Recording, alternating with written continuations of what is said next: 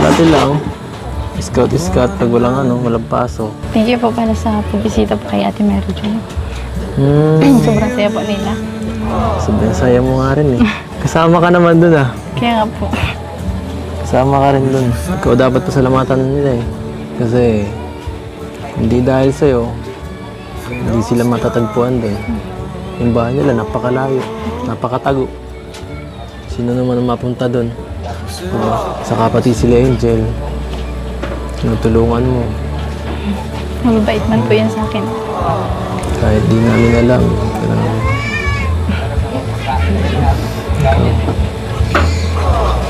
Yun po talaga kasi yun din naman po dati nagtutulong po sa akin.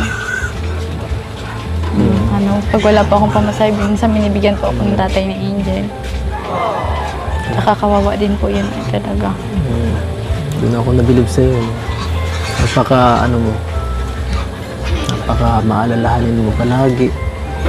Tsaka hindi ka nakakalimot sa tao talaga. Totoo yun. Alam ko yun eh.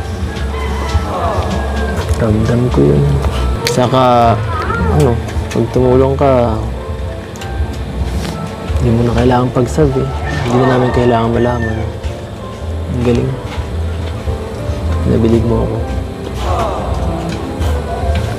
Nakabilig mo ako.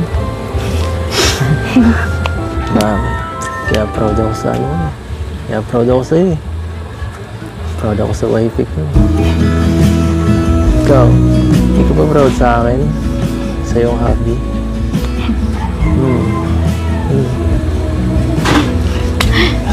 Siyempre po, sa hobby. Siyempre po, sobrang proud.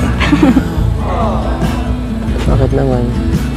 Kasi kayo nga po yung mas madaming natulungan na idol ko po kayo.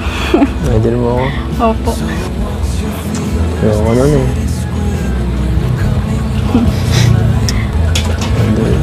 Gusto ko mahal. Pero ako nun eh. Mahal ko po kayo bilang idol. Ayoko ng last part. Okay. Tikalingan lang yun. Ano ba? Samay. Ha? Sunod? Ano sabi mo? Sige po, kuhala po akong tubig. Baka ano po kayo. Iiwan mo na naman ako dito.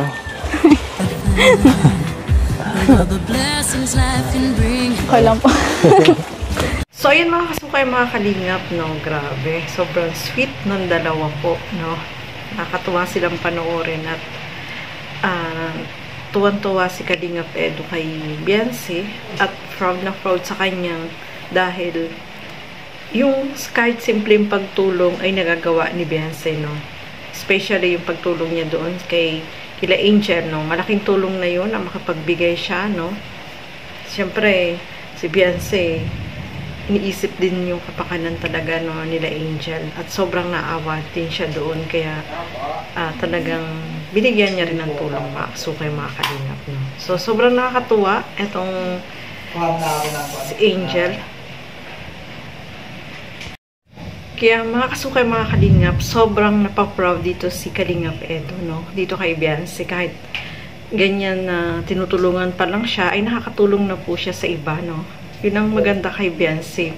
Talagang hindi niya kinakalimutan yung mga taong tumulong sa kanya, no? Kaya deserve niya din na talaga, no? Yung blessing na natatanggap niya ay, nako, grabe.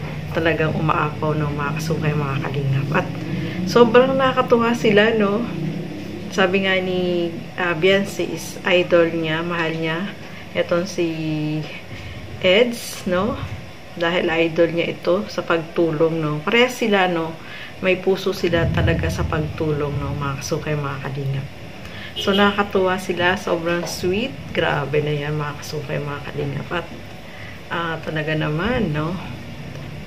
Nakakatuwang panoorin itong dalawang ito, no? Sana maging sila, no? Pagdating ng araw, no? Mga kasukay, mga kalingap. So, ituloy pa po natin. So, ano yan? Dapat ikaw umiinom. Ikaw bagang pagod. Dapat ikaw umiinom. Ikaw nga ang pagod. Hindi po. Inom na po ako. Inom ka muna. Okay lang po ako. Kayo po kasi bagong dating po kayo. Okay lang ako. Huwag mo po. Hindi naman ako napagod ng biyahe. Ikaw na muna. Drink. Nga po.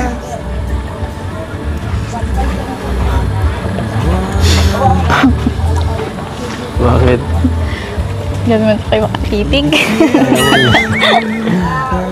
Namiss lang kita, ano ba? Bihira na nga lang kita makita dito once a week eh. Pagbabawalan mo pa ako. Tapos ka na? Kuha na lang po ako dun bagong baso.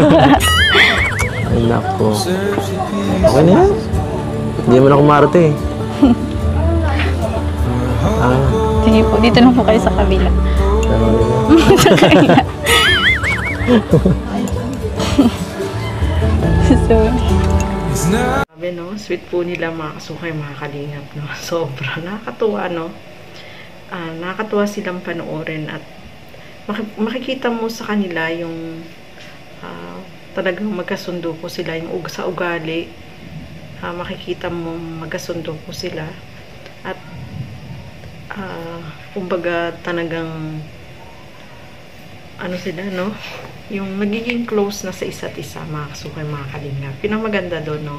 Nagiging close sa isa't isa at mas nakikilala lalo nila yung isa't isa. Lalo na kapag lagi silang magkasama, no, mga kasukay, mga kalingap.